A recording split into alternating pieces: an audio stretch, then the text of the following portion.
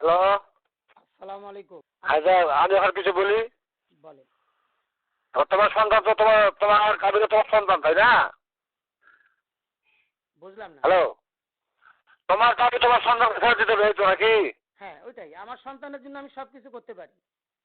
সন্তান ফেরত নিবা কিভাবে আমার কো এখন? হ্যাঁ, আমার সন্তান আমার টাকা পয়সা। কোন জায়গায় বললাম ফতুল্লা আছে?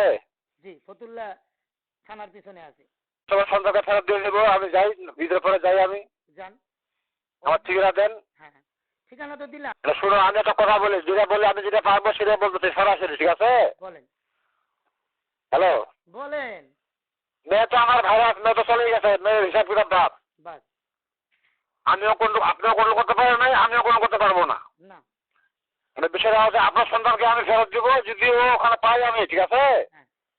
সন্তান আমি নিয়ে আসতে পারবো, এটা কল করতেছি। সন্তান আমার ঠিক আছে, আমি খবর নেই, খবর নিতে আমি, ঠিক আছে? আমি কথা দিলাম, আপনি 2-4 দিনের ভিতরতেই আপনার বাচ্চা আপনার আমি দিয়ে দেবো। আমার যাইতে আসছে যে আমার যা সময় লাগে। হ্যাঁ। তুমি তো ঢাকা গেলা, তুমি আমার এটা যত্ন করলাম না। করি না।